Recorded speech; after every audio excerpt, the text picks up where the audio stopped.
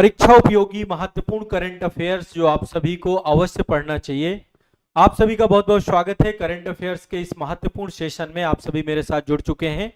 Current affairs के एक नवीनतम अंक में इत्मीनान से बैठ जाइए, साथ साथ नोट्स बनाते हुए जरूर चलिएगा।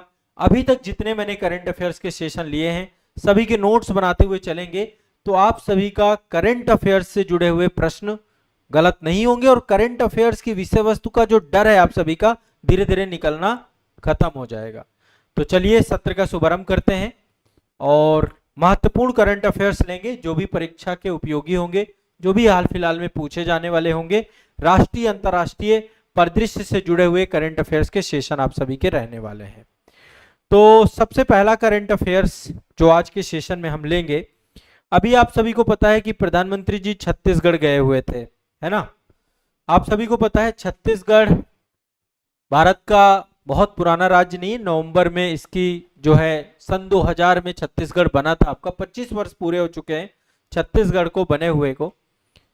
नवंबर में जो है छत्तीसगढ़ बना था। तो अभी प्रधानमंत्री नरेंद्र मोदी जी नवा रायपुर गए थे, छत्तीसगढ़ का यहाँ का दौरा किया और अभी छत्तीसगढ़ अपना रजत जयंती मना रहा है, यानी कि स्थापना वर्ष के 25 वर्ष पूरे हुए हैं और एक ऐतिहासिक उत्सव पूरा मनाया गया है यहाँ पे। इस अवसर पर नई विधानसभा भवन का उद्घाटन हुआ है। ठीक है, नई विधानसभा भवन यहाँ पे आप पीछे देख पा रहे होंगे। प्रधानमंत्री जी हैं, छत्तीसगढ़ के मुख्यमंत्री जी हैं, वहां के विधानसभा अध्यक्ष हैं।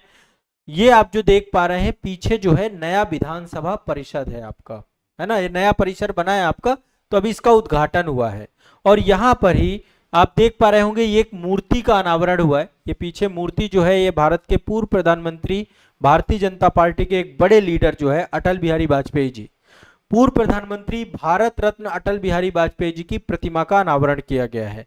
तो नए विधानसभा का अनावरण और जो है, तो ये क्वेश्चन आपसे बन सकता है, खासकर जो बच्चे सीजीपीएससी एग्जाम की तैयारी कर रहे हैं आप लोगों को ये याद रखना है। नया विधानसभा भवन नवा रायपुर में बन चुका है आपका। लगभग 14,260 करोड़ से अधिक का लागत इसमें लगा है और कई सारी सरकार के द्वारा जो है यहाँ पे विकास और कल्याण परियोजनाओं का शुभारंभ भी प्रधानमंत्री जी के द्वारा किया गया। और ये जो पूरा का पूरा छत्तीसगढ़ के स्थापना दिवस का खासकर 25 वर्ष होने के उपलक्ष्य में जो पूरा का पूरा कार्यक्रम किया गया, ये छत्तीसगढ़ के विकास को दिखाता है, वहां पे प्रशासन का सुशासन को दिखाता है, सुरक्षा को दिखाता है, प्रगति को दिखाता है और छत्तीसगढ़ के नए भविष्य को दिखाता है। ठीक है, तो नया विधानसभा परिसर बना है, न्यू लेजिस्लेटिव असेंबली की बिल्डिंग बनी है। आप सभी को पता है छत्तीसगढ़ में एक सदनीय विधानसभा है यहाँ पे। ठीक है, लगभग 51 एकड़ क्षेत्रफल में फैला हुआ है विधानसभा परिसर ये। ठीक है, और भवन का डिजाइन जो है छत्तीसगढ़ की स्थानीय कला और विरासत पर आधारित है। बस्तर के जो हस्त निर्मित लकड़ी के दरवाजे हैं, धान के दानों से प्रेरित छत की नक्काशी की गई है। छत्तीसगढ़ को धान का कटोरा भी कहा जाता है। तो इस तरीके से इसको बनाया गया है ताकि छत्तीसगढ़ की स्थानीयता इसमें झलके और लगभग 324 करोड़ रुपए की लागत से ये पूरा बन के आपका तैयार हुआ है। तो टोटल कितनी लागत लगी है? 324 करोड़ रुपए की। ठीक है, दूसरा अटल बिहारी वाजपेयी जी की जो प्रतिमा है, ये भारत के पूर्व प्रधानमंत्री हैं, भारत रत्न हैं। सुशासन दिवस मनाया जाता है 25 दिसंबर को, तो उनको श्रद्धांजलि देने के लिए एक महान नेता को समर्पित किया गया है और इन्हीं के कार्यकाल में ही छत्तीसगढ़ का गठन हुआ था सन 2000 में, इसलिए। और 14,260 करोड़ की विकास परियोजनाएं भी छत्तीसगढ़ के राज्य को प्रधानमंत्री जी ने समर्पित की। कई सारी योजनाओं का उद्घाटन किया, शिलान्यास किया। तो अब इसमें क्या क्या चीजें हैं? एक तो प्रधानमंत्री आवास योजना आप सभी जानते हैं, लगभग 3.5 लाख परिवारों को पक्के घर प्रदान करना, 9 जिलों में 12 स्टार्टअप विलेज स्टैब्लिशमेंट करना, एंटरप्रेन्योरशिप प्रोग्राम स्टैब्लिशमेंट करना। तो एक तो प्रधानमंत्री आवास योजना के तहत 3.5 लाख लोगों को, परिवारों को जो है आपका घर देना है। 9 जिलों में स्टार्टअप स्टार्ट करना है, एंटरप्रेन्योरशिप ब्लॉक स्टार्ट करना है, नए 5 मेडिकल कॉलेज स्टैब्लिशमेंट करना, मनेन्द्रगढ़, कबीरधाम, जांजगीर चांपा, गीदम और बिलासपुर, यहाँ पर 5 नए मेडिकल कॉलेज बनाए जाएंगे हेल्थ इंफ्रास्ट्रक्चर को और बेटर करने के लिए। आयुर्वेद कॉलेज का और अस्पताल का बिलासपुर में उद्घाटन भी किया है प्रधानमंत्री जी ने। इसके अलावा Nagpur Jharsuguda gas pipeline establishment की जाएगी।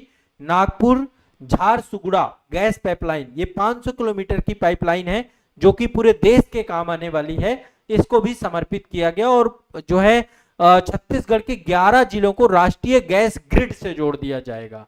तो ये आपको दिमाग में बैठा के रखना है। छत्तीसगढ़ के जितने भी छात्र हैं जो कि सीजीपीएससी एग्जाम की तैयारी करते हैं उनके लिए इंपॉर्टेंट है, बाकी अन्य राज्य स्टेट पीसीएस और आईएएस के लिए भी ये बहुत इंपॉर्टेंट कंटेंट है। तो सांस्कृतिक और आध्यात्मिक बहुत सारी पहले की गई हैं। इस बीच में शहीद वीर नारायण सिंह जी का स्मारक बनाया गया है, जनजातीय स्वतंत्रता संग्राम सेनानी संग्रहालय का उद्घाटन किया गया नवा रायपुर में, और साथ में प्रधानमंत्री जी ने यहाँ पर जो है कई सारे बच्चों से संवाद भी किया। श्री सत्य साई संजीवनी अस्पताल में 2500 बच्चों से दिल की बात की, हृदय रोगी बच्चों के उपचार से जुड़ी हुई बातें की। तो दिल की बात मतलब हृदय से जुड़ी हुई बातें।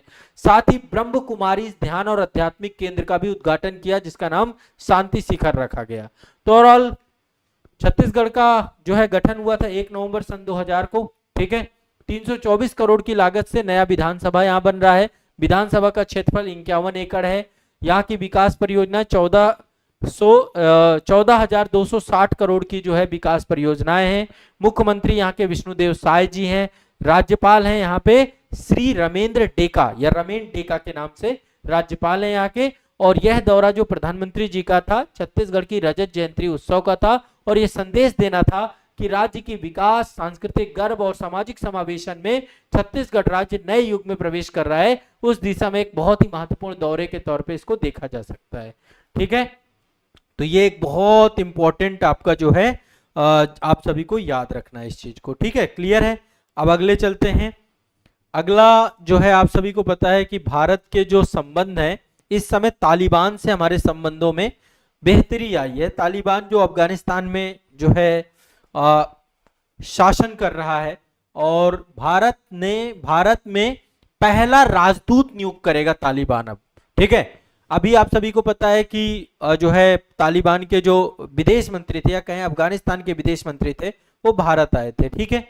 तो अभी भारत जो है एक तरीके से समझिए अगस्त 2021 से तालिबान की सत्ता में वापसी के बाद पहली बार अफगानिस्तान भारत में आधिकारिक रूप से अपने डिप्लोमेटिक रिलेशन को एस्टेब्लिशमेंट कर रहा है, और अफगानिस्तान जो है भारत के साथ कूटनीतिक संबंधों को बहाल कर रहा है।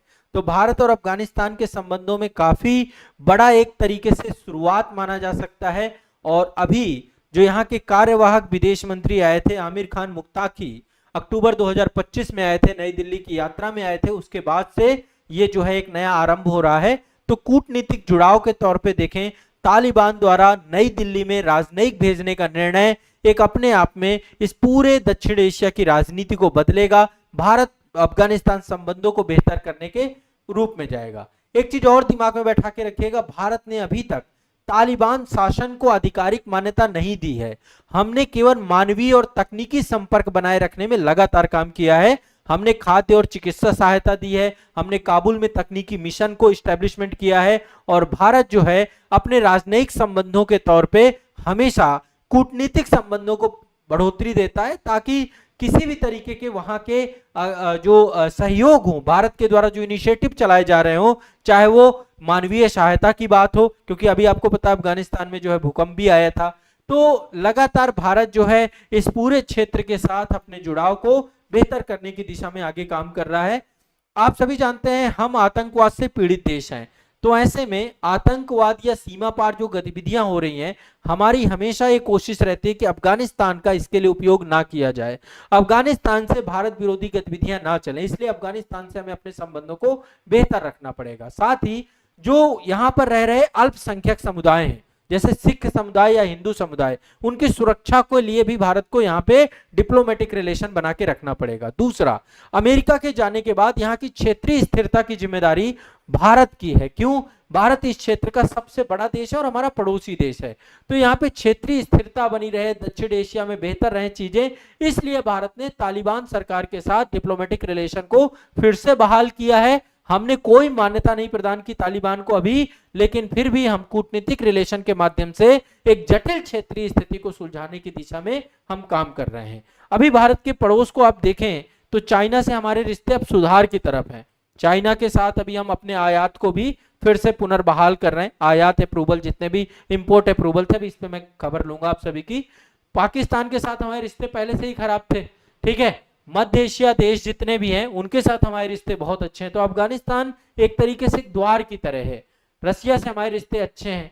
तो अब धीरे धीरे धीरे धीरे भारत जो है अफगानिस्तान से अपने रिश्तों को बेहतर करता हुआ आगे बढ़ रहा है, ठीक है। तो 1 से 2 नवंबर 2025 को नई दिल्ली में अफगानिस्तान अपना डिप्लोमेट भेज रहा है, अपना जो है दूतावास यहाँ ओपन कर रहा है।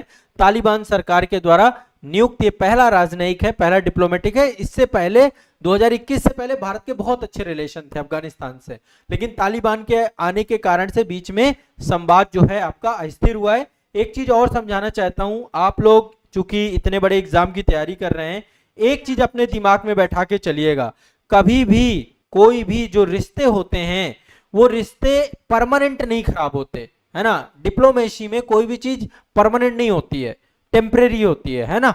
तो समय के साथ रिश्तों में एक बदलाव देखने को मिलता है, जो कि हमें देखने को मिल रहा है इस समय। तो एक आप इस बात को भी दिमाग में बैठा के रखिएगा, सभी के लिए एक इंपॉर्टेंट बात है। अभी आप सभी को एक बहुत महत्वपूर्ण खबर है। आप सभी को पता है आर्य समाज स्थापना किसके द्वारा की गई थी? आर्य समाज की स्वामी दयानंद सरस्वती जी। अभी अंतरराष्ट्रीय आर्य महासम्मेलन का आयोजन हुआ था 2025 में। 150 वर्ष पूरे हो रहे हैं आर्य समाज के, 150 वर्ष। नई दिल्ली में रोहिणी में प्रधानमंत्री नरेंद्र मोदी जी अंतरराष्ट्रीय आर्य महासम्मेलन 2025 को उन्होंने संबोधित किया। यह सम्मेलन महर्षि दयानंद सरस्वती की 200वीं जयंती और आर्य समाज के 150 वर्षों की सेवा के उपलक्ष्य में आयोजित किया गया अंतरराष्ट्रीय आर्य महासम्मेलन, ठीक है। अंतरराष्ट्रीय आर्य महासम्मेलन, इसका नाम ज्ञान ज्योति महोत्सव भी दिया गया। ज्ञान ज्योति महोत्सव का ही हिस्सा था ये आपका, ठीक है। तो आप सभी जानते हैं स्वामी दयानंद सरस्वती को सभी जानते हैं। वे वो व्यक्ति हैं जिन्होंने भारत की प्राचीन संस्कृति की गौरव गाथा को फिर से पुनर्स्थापित का काम किया और इसके लिए इन्होंने आर्य समाज की स्थापना की थी। तो अंतरराष्ट्रीय ज्ञान ज्योति महोत्सव भी मनाया गया था, उसी में ही अंतरराष्ट्रीय आर्य महासम्मेलन हुआ। आर्य समाज के 150 वर्ष पूरे हुए और उसे 150 वर्ष पूरे होने के कारण से समाज सेवा का उत्सव मनाया गया। दयानंद सरस्वती जी के सुधारवादी जो उनके विचार थे, उन विचारों को वैश्विक स्तर पर पुनः स्थापित करने के लिए काम किया गया। प्रधानमंत्री नरेंद्र मोदी जी भी इस कार्यक्रम का हिस्सा बने और उन्होंने स्मारक सिक्का, डाक टिकट, ये सब कुछ जारी किया और आर्य समाज की गौरवशाली विरासत को जो है उन्होंने संबोधित किया, ठीक है। तो आर्य समाज की स्थापना 1875 को हुई थी। अभी चल रहा है 2025, समय काल कितना पूरा हो चुका है? 150 वर्ष। आर्य समाज याद कर लेना, मैंने मॉडर्न हिस्ट्री की क्लास में बहुत डिटेल में पढ़ाया है, ठीक है। किसके द्वारा की गई? दयानंद सरस्वती जी के द्वारा की गई। कहां की गई? मुंबई में की गई, ठीक है। क्यों की गई? क्योंकि उस समय की सामाजिक, धार्मिक और बौद्धिक जड़ता के विरुद्ध एक वैचारिक आंदोलन के तौर पे की गई। उस समय चूंकि आप पता है 19वीं सदी में जो सामाजिक धार्मिक सुधार आंदोलन है, उनमें चाहे ब्रह्म समाज रहा हो, आर्य समाज रहा हो, या जो विवेकानंद जी के द्वारा प्रारंभ किया गया थियोसॉफिकल सोसाइटी रही हो, सभी के सभी का एक बहुत इंपॉर्टेंस है। तो औपनिवेशिक शासन के दौरान जब भारतीय समाज अंधविश्वास, पाखंड, जातिगत भेदभाव से जकड़ा हुआ था, तब आर्य समाज ने वेदों की ओर लौटो का संदेश दे करके भारत को आत्मगौरव, तार्किक सोच, इन सबको पुनः जीवित करने का काम किया। इसलिए दयानंद सरस्वती जी का एक बहुत महत्वपूर्ण योगदान होता है। इनकी एक पुस्तक है सत्यार्थ प्रकाश, बहुत जबरदस्त। इन्होंने पाखंड खंडनी पताका भी फहराई थी। तो 150 वर्षों में आर्य समाज ने शिक्षा के क्षेत्र में, स्त्री शिक्षा के क्षेत्र में, स्वदेशी आंदोलन के क्षेत्र में, सामाजिक सुधार के क्षेत्र में गहरा योगदान किया है। और आर्य समाज के विद्यालय भी हैं, जैसे जितने भी आप देखते हैं ना, दयानंद एंग्लो वैदिक विद्यालय होते हैं, डीएवी कॉलेज, गुरुकुल कांगड़ी भी आपका जो है हरिद्वार में बहुत बड़ा विद्यालय है। तो प्रधानमंत्री जी ने इस सम्मेलन का हिस्सा लिए। 150वीं वर्षगांठ में उन्होंने बताया कि आर्य समाज केवल एक समुदाय नहीं है, बल्कि पूरे राष्ट्र की वैदिक पहचान के तौर पे है। आर्य समाज सदैव भारत की अस्मिता, भारतीयता और आत्मगौरव को संरक्षित रखा है।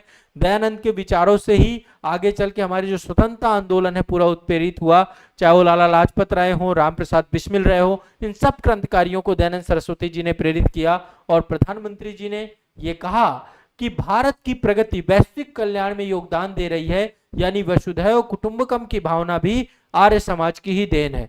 तो आर्य समाज भारत ज्ञान मिशन, प्राकृतिक खेती, जल संरक्षण अभियानों में लगातार कंटिन्यूअस काम भी कर रहा है और प्रधानमंत्री जी ने आह्वान भी किया कि इस दिशा में और भी काम करिए।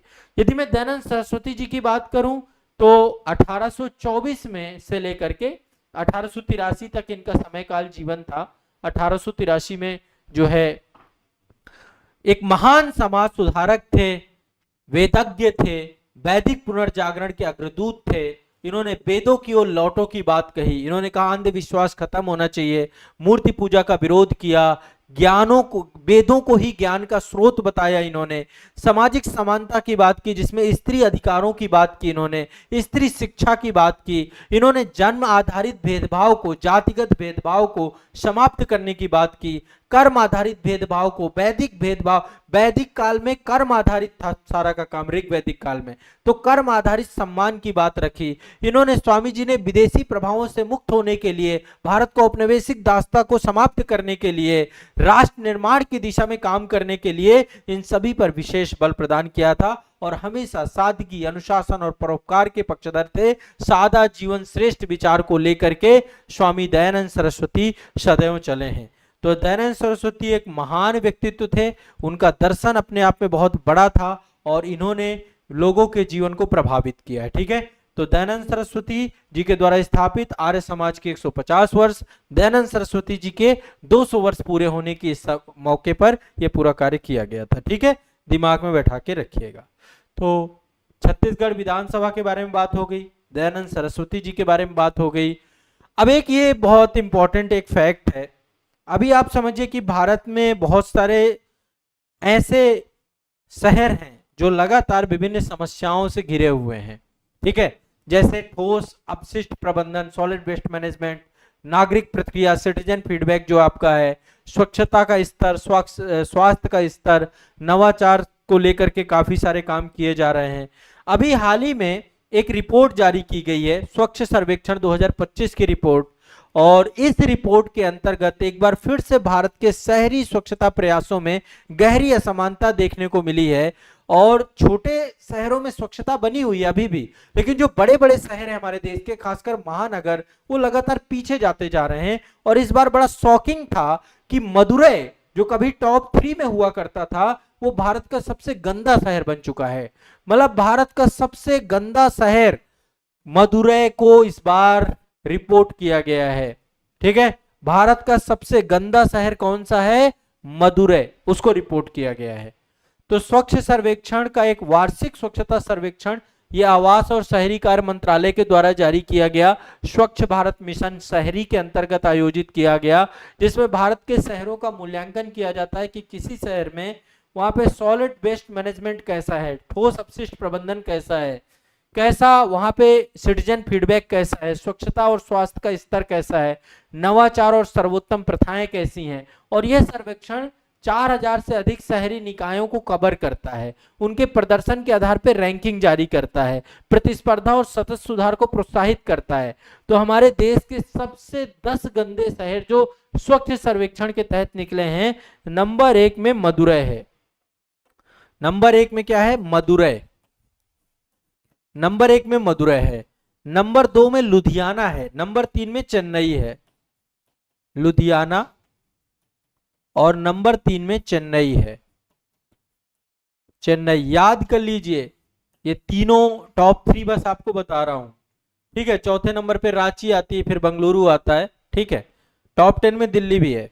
अब बड़े महानगर पिछड़ क्यों रहे हैं? चाहे दिल्ली हो, चेन्नई हो, बेंगलुरु है, ये क्यों पिछड़ रहे हैं? क्योंकि तेजी से शहरीकरण हो रहा है, अपशिष्ट पृथक्करण अच्छा नहीं है, नागरिक अनुशासन में गिरावट है, और शहर जो है लगातार पिछड़ते जा रहे हैं।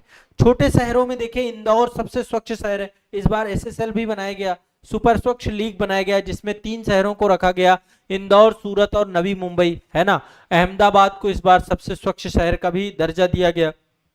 तो छोटे शहरों में इंदौर, सूरत, नवी मुंबई, ये शहर लगातार शीर्ष में हैं, क्योंकि यहाँ पे नागरिक भागीदारी, देखो बिना जनता के भागीदारी के कुछ भी पॉसिबल नहीं है। नगर पालिका प्रबंधन, इन सब का एक बहुत इंपॉर्टेंट है। और गार्डन सिटी कहलाने वाला शहर है आपका बेंगलुरु।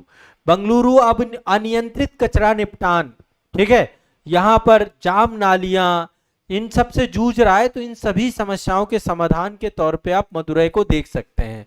चेन्नई और दिल्ली की बात करें तो यहाँ पे ठोस अपशिष्ट प्रबंधन वाली बात है, जल भराव की समस्या है, कमजोर स्वच्छ तंत्र है, दीर्घकालिक शहरी नियोजन है ना, इन सबको भी आप देख सकते हैं। पर्यावरणीय संकट भी देखने को मिलता है, अप्रबंधित ठोस कचरा, गंदे नाले, प्रदूषण, वायु और जल गुणवत्ता, स्वास्थ्य, जन स्वास्थ्य और पर्यावरण जोखिम, ये सारी चीजें देखने को मिलती हैं। तो ऐसे में घर घर कचरा जो है संग्रहण, जो है अभी आप देखते हैं नगर पालिका की गाड़ियां आती हैं जहां घर घर से जो है कचरा उठाते हैं।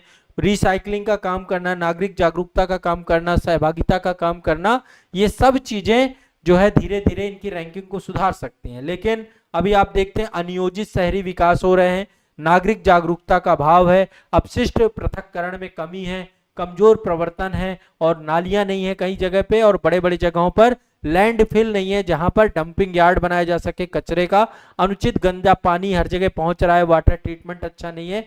तो ऐसे में सरकार को इन दिशाओं में काम करना चाहिए, नगर पालिका नगर निगमों को काम करना चाहिए, नागरिक जागरूकता को बढ़ाना चाहिए, तब जाके चीजें बेहतर होंगी। तो सबसे गंदा शहर कौन सा है? मदुरई, ठीक है, ये भी आपको दिमाग में बैठा के चलना है।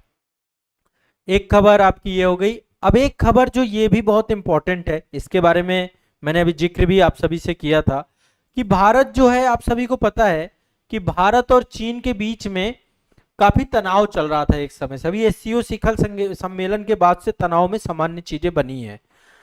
2020 में आपको पता है गलवान घाटी में संघर्ष हुआ जब कोविड चल रहा था, 2020 के मध्य में भारत और चीनों के संबंध बिगड़ गए थे। भारत ने चीन की कई सारी वस्तुओं के जो इंपोर्ट अप्रूवल थे उनको खत्म कर दिया था, उनको बैन कर दिया था, आयात अनुमोदनों को रोक लगा दिया था, और बहुत सारी जो सरकार के द्वारा जो नॉन टैरिफ प्रतिबंध भी लगाए गए थे, ठीक है। तो कई सारे सरकार ने प्रतिबंध लगाए थे, और बहुत सारी विदेशी उत्पादन इकाइयों के लिए मैंडेटरी सर्टिफिकेशन कर दिया था। इलेक्ट्रॉनिक्स, दूर संचार उपकरण और औद्योगिक माल के लिए सरकार के द्वारा मंजूरी में देरी कर दी गई थी।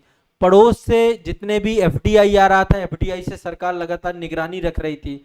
तो मल्टीपल प्रतिबंध लगाए गए थे चाइना के ऊपर। क्यों लगाए गए थे? क्योंकि गलवान में लगातार हमारे सीमाई जो है संबंध बिगड़ रहे थे और लगातार झड़पें देखने को मिल रही थी। तो दोनों देशों के बीच में सीमा विवाद काफी पुराना है, एक बार युद्ध भी हो चुका है 1962 में, ठीक है। तो अभी भारत जो है चाइना के एक्सपोर्ट इंपोर्ट को थोड़ा फिर से हम बेहतर करने जा रहे हैं, और इसके पीछे कारण एक तो ट्रंप टैरिफ है, ट्रंप लगातार इस समय चाइना, भारत सब जगह टैरिफ लगाए पड़े हैं। दूसरा, थोड़ा संबंध बेहतर भी हुए हैं, अभी एससीओ शिखर सम्मेलन में चीज हमें देखने को मिली है। तो एक बहुत बड़ी अपडेट है कि भारत अपना एक नीतिगत बदलाव कर रहा है।